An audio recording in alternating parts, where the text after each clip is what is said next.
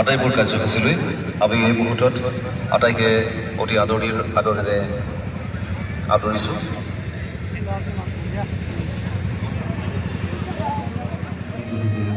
অনুষ্ঠিত হৈ যাব।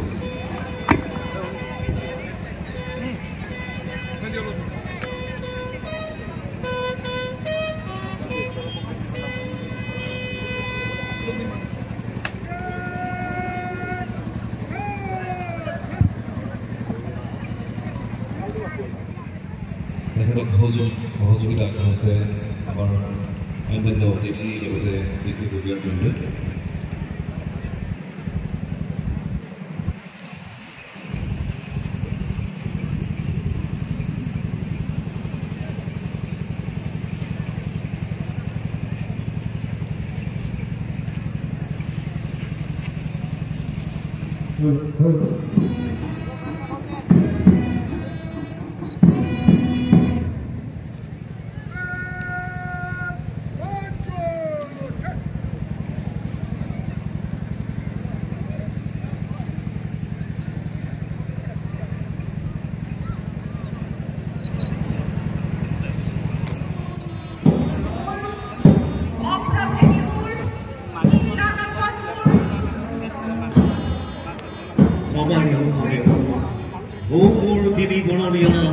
ভারতের পতাকা আমি কি বিমান পুরো মোর ভারতের বিজয় নিশান ঐক্য বিজয় নিশান ও মোর ভারতের বিজয় নিশান অভ্রভেদী নীল আকাশৰ সমান কৰে ও মোর দেবী বড়মিয়া ভারতের পতাকা আমি কি বিমান পুরো মোর ভারতের বিজয় নিশান অভ্রভেদী নীল আকাশ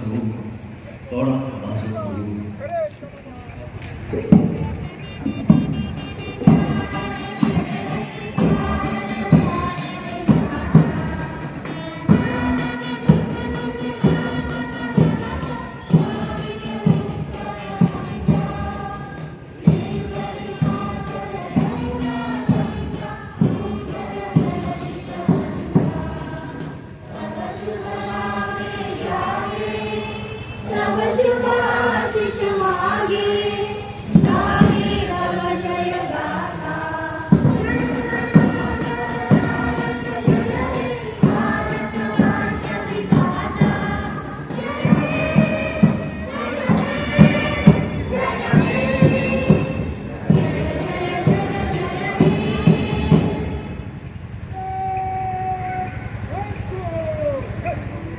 যে বিষয়ববীয়াসকল আছে সকলোকে শ্ৰদ্ধা নিবেদন কৰি আৰু ৭৮ সংখ্যক স্বাধীনতা দিৱসৰ ওলগ জনাইছোঁ। আমি সকলোৱে জ্ঞাত ভাৰতবৰ্ষ এখন স্বাধীন দেশ। এই স্বাধীনতা পাবৰ কাৰণে মহামানৱ মহাত্মা গান্ধীৰ নেতৃত্বত এদল বীৰ পুৰুষে নিজৰ আত্মবলিদান দিছিল, নিজৰ সৰ্বস্ব ত্যাগ কৰি ব্ৰিটিছৰ যি শাসন আছিল তাক পৰাভূত কৰি এটা সপোন লৈ এটা চিন্তাধাৰা লৈ কি চিন্তা আছিলে যে এখন ৰাম ৰাজ্য হ'ব, য'ত প্ৰতিজন ভাৰতীয়ৰ জাতি ধৰ্ম নিৰ্বিশেষে ভাষা নিৰ্বিশেষে সম অধিকাৰ সম বিকাশ সকলো ধৰণৰ সুবিধা পাব। আজি ৭৮তম স্বাধীনতা দিৱসত মই এটাই কামনা কৰোঁ, মহামানৱ মহাত্মা গান্ধীৰ যি সপোন আছিলে সেই বাস্তৱায়িত কৰিবলৈ হ'লে আমি প্ৰতিজন ব্যক্তিয়ে আমি তাত আত্মহুতি দিব লাগিব। এই যি সংগ্ৰাম আছিলে এই সংগ্ৰামত ভাৰতবৰ্ষৰ অন্যান্য প্ৰান্তৰ লগতে আমাৰ এই অঞ্চলৰ বহুকেইজন ব্যক্তিয়ে জড়িত হৈছিলে, নিজৰ সৰ্বস্ব ত্যাগ কৰি ওলাই আহিছিলে। তাৰ লগত উল্লেখযোগ্য নলিনী শৰণীয়া, ভাৰত উজিৰ, পুলাৰাম ৰাভা, বিজয় চৰকাৰী আদি। ইয়াৰ বাহিৰেও অসমৰ যিসকল বৰেণ্য ব্যক্তি সেইখিনি সময়ত মহাত্মা গান্ধীৰ আদৰ্শৰ অনুপ্ৰাণিত হৈ ওলাই আহিছিলে। তেখেতসকলৰ ভিতৰত স্বতঃস্মৰণীয় আমাৰ শ্বহীদ সুফল কোঁৱৰ, পিয়লিসকল, কৰ্ণকৰ্মা বৰুৱা, মুকুন্দ কাকতি, ভোগেশ্বৰী সকলোবোৰ প্ৰমুখ্যে জ্ঞাত অজ্ঞাতে যিসকল ব্যক্তিয়ে স্বাধীনতা সংগ্ৰামত জপিয়াই পৰিছিলে সেইসকলৰ প্ৰতি আমি সদায় শ্ৰদ্ধাশীল হ'ব লাগিব। কাৰণ তেখেতসকলে আমাক যি মুক্ত আকাশ মুক্ত ঘটনা দি গ'ল তাৰ কাৰণে হয়তো আমি ভাৰতবৰ্ষ বিশ্বৰ ভিতৰত এটা অন্যতম ৰাষ্ট্ৰ হিচাপে হ'বলৈ গৈ আছোঁ আজি ৭৮ সংখ্যক স্বাধীনতা দিৱসত আমি আমাৰ গৌৰৱোজ্জ্বল শীত কৰিবৰ কাৰণে আমি আমাৰ তিৰংগাৰ ওপৰত আমি সকলো সমবেত হৈছোঁ যোৱা ৩-৪ দিন ধৰি সমগ্ৰ ভাৰততে এক দেশ প্ৰেমৰ আন্দোলন আছে হৰ ঘৰ তিৰংগা কাৰ্যসূচীৰে প্ৰত্যেকজন মানুহক আমি চুবলৈ স্পৰ্শ কৰিবলৈ আমি চেষ্টা কৰিছোঁ আৰু তাৰ উদ্দেশ্য যে বৰ্তমান সাম্প্ৰতিক সময়ত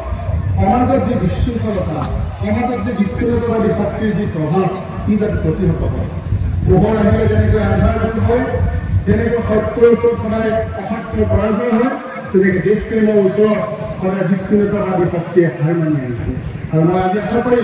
এই কথাৰ পৰা সকলোকে আহ্বান কৰি উঠি অহা প্ৰজন্মক আহ্বান কৰি যে আমি সকলোৱে মিলি এখন সুন্দৰ ভাৰত শ্ৰেষ্ঠ ভাৰত আমি গঢ়িবলৈ হ'লে দেশপ্ৰেম আমাৰ অন্যতম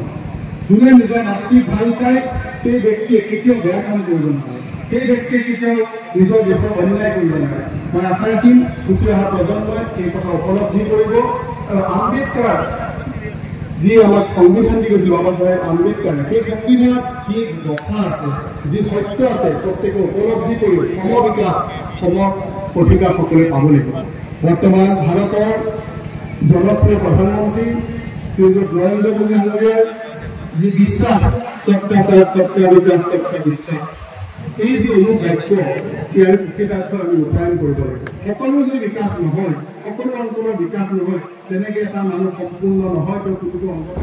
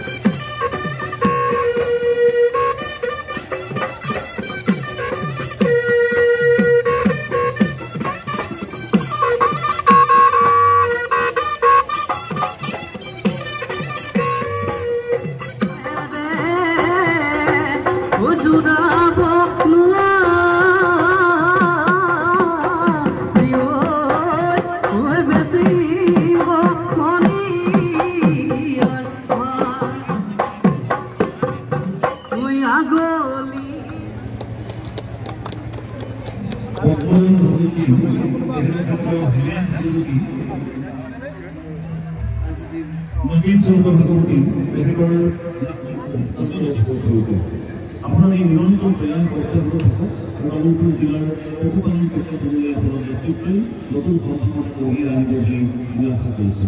আপনার সুস্বাস্থ্য এবং উজ্জ্বল ভবিষ্যৎ কামনা করেছে এটি বিদ্যুৎ বিকাশ এবং অসমের জেলা জেলা আৰু আজি এই পবিত্ৰ স্বাধীনতা দিৱসৰ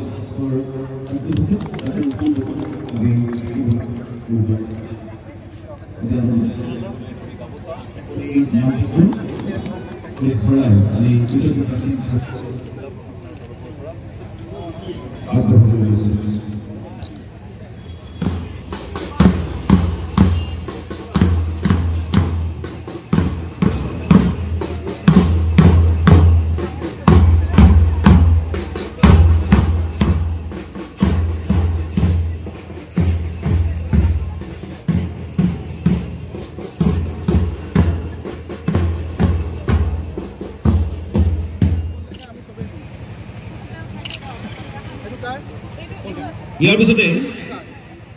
13 গৰাকী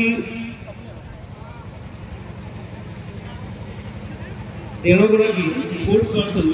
অফ কাৰাটে খেলৰ ক্ষেত্ৰত আগবঢ়োৱা আৰু বিভিন্ন আন্তঃৰাষ্ট্ৰীয় হকী ইতিমধ্যে